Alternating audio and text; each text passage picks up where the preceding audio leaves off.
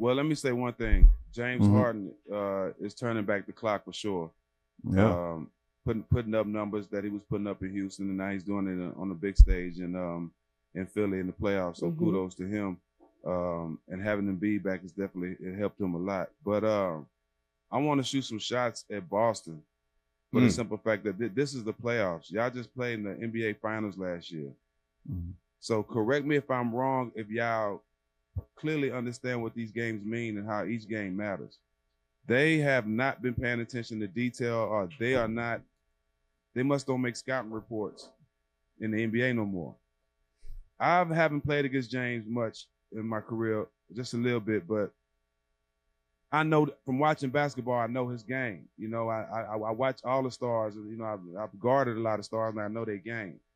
If you, the prolific and legendary scorer that James Harden is, if you sit there and let him pick which way to go through his legs and do all that, you're going to see a lot of 40-point games. This is the playoffs. I'm going to start there first. You keep sending him right in the pick and rolls and try to keep that ball in his right hand. I guarantee you that point percentage drop. It will drop tremendously because, you know, I'm not saying he can't go right, but he's a left-hand guy. And if you let him dribble, go through his legs, he get into his mojo. Ain't nobody in the world stopping that. Second, with him getting 40 points and all that, they had a chance to win the game.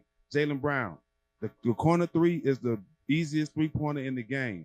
You do not leave the corner to double a big man in the post when he's about to tie the game up. Not win it, but tie the game up and give y'all a chance to win it, maybe go another overtime. But you leave the corner in a big game like that and give up a three to the guy who is the hottest player on the court. That's not paying attention to detail. That's not being locked into the moment. Even though James had a great game, Boston it was still their game to win. They gave that game away. And to finish it off, why would you wait so long when you down one? You got to give you a chance. If you missed a shot, at least give yourself a chance to tip it in. They waited too long. Even though he made that shot, it was a bad shot and it was late. They made a lot of bad decisions at the end of the game to save their experienced team that just played in the finals. Jordan Poole not pulling his weight is a problem. You know what Steph's going to do. You know what Klay's going to do. You know what Draymond's going to do. You know, Draymond doesn't put up a lot of points, but his game is elsewhere. Looney's game is elsewhere. Jordan Poole was always supposed to be the X factor. You were supposed to be able to rely on him for at least 20 plus points a game.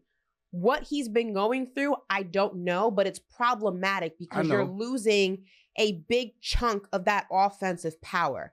Now, too, Ash. His effort is piss poor. Yeah, it's horrendous. I mean, I've seen him in games not even dive for the ball. It's nothing to dive on the floor and try to get the ball. I've seen the ball roll from his feet and he's like, oh, I don't do it's insane. Effort is nothing. I don't know where the effort has gone with Jordan Poole. So Brandon thinks that he's right, but he's wrong. The starting five of the Denver Nuggets scored 113 points. The starting five of the Phoenix Suns scored 88. If we were just looking at starters, the Suns would have lost. The reason that the Phoenix Suns beat the Denver Nuggets last night was because in addition to the 30 plus points, which I said that they were going to need to beat the Denver Nuggets, their bench also outscored the Denver bench 40-11, further proving my point that a bench can either make or break you in an NBA game. I rest my case. The whole conversation around depth doesn't even matter in the playoffs, and you and Stack said it last week where the rotation shrinks in the playoffs. Brandon, so what are you talking about? Oh my goodness. If you look at the box score and do the basic math, Kevin Durant and Devin Booker and their 30 plus points still lose this game off the starting five of the Denver Nuggets if the bench does not contribute. So numbers don't matter when you have Devin Booker and you have Kevin Durant. That's not true. It doesn't matter. No, it doesn't. It's a player. They're players. They're phenomenal players. They're going to be tired a lot in this series. So those 7-8 guys that might not play in those game 1 and 2, they're going to come in the play in game 4, 5, and 6. Because those stars are going to be wear down. They human too. So depth does matter, but the stars are supposed to carry like that. And you're seeing two exceptional players do some exceptional shit right now. But there's an argument that PJ Tucker, if he's not on this team, they're not even in this position. Well, and it's the things that we don't see, right? And so I believe that PJ Tucker is definitely worth way more than what he's getting paid now. I agree with PJ Tucker. I feel like PJ Tucker is a bad example of this conversation because I think he does a lot that necessarily doesn't show up on the stat sheet. But I feel like he's a bad example to use in this conversation because he gives you productivity that does affect the game.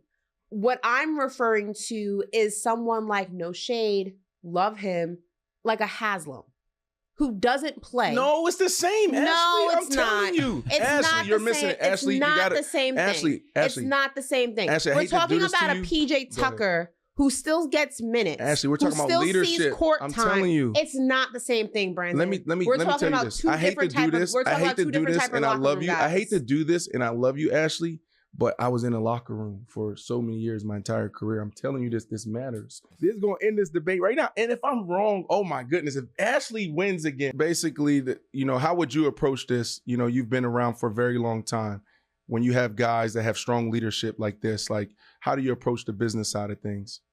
No, I see it the exact same way Ashley does. I don't think you pay a premium for leadership because if that's the case, then there's director player engagement and roles like that pay significantly less for the same thing. The dude put mayonnaise on. Oh no, but it's not the day of the draft. He puts mayonnaise in his coffee. What is that? Come on, you trust him as your quarterback? No. Come on, I don't even trust him to watch my dog. Can somebody explain to have you ever seen that before? I've never seen that. Yeah, he got to explain that one. Can you That one was different. That one was different. It's not different. It's freaking disgusting. Yeah. Like Ashley, he put mayonnaise in his coffee. Yeah. What are we doing? The mayonnaise in the coffee thing, just like I feel like right. I can't trust you. Yeah, it threw me off. Like, and I think the premise of it is to like make it creamy. What? Like, you know how people put creamer in their coffee? But like, there's so many variations. There's so many variations of creamer now. Yeah, right. I mean, they got bad decision maker. They got Cinnabon creamer now. Like, you don't have to resort to mayonnaise, my guy. Like, it's 2023. We have so many options. There's oat milk, almond milk. There's International Delight. There's Starbucks. There's Chobani. There's so many brands. There's Dunkin' Donuts. There's Cinnabon. There's the list. There's Cold Stone. The list goes on and on. You don't have to do this. Like, you just don't. You don't have to do this. Like, it's just, Somebody in the chat wants to know, yo, Brandon, if an opportunity came, I guess, to play with the Jets, would you take it? Yes. So if Aaron Rodgers calls you and he's like, yo, B, come play with me for the season. Come back to New Jersey. Put on the gang green. Yes. I'm already ready. I got my jersey. Is 15 available? It will be. Oh, this is his audition tape. And go. Here's why I'll be ready if I get the call to come back as a New York Jet at tight end. We're going to win the Super Bowl. I'm going to be able to contribute at a high level. And this is what I'm going to give you. 45 catches throughout the year, okay? 20 to 30 plays a game. And I'm going to give you 8 touchdowns, Corey, not 4. My biggest concern, rather. How are you going to do the first time you get hit? Ooh, I don't know. It's been a while since you've been hit. I'll watch the games now, and I'll be like, how the hell did I do that? Right? Like, and I was a guy that played like relentless, fearless. I might get hit the first time and be like, why the hell I do that? No. Better yet, you got Von Miller on the edge, and you got to block Von Miller. What you gonna do then? Oh, I got Vaughn. You got that? I got Vaughn. I blocked Vaughn. I just got to speed with speed. No, but Von Miller, pause moment coming up here. You ever seen his thighs? Bro. This guy's thighs are like tree trunks. No, is that a pause moment? The man put together pause. No. He put together. Oh my God.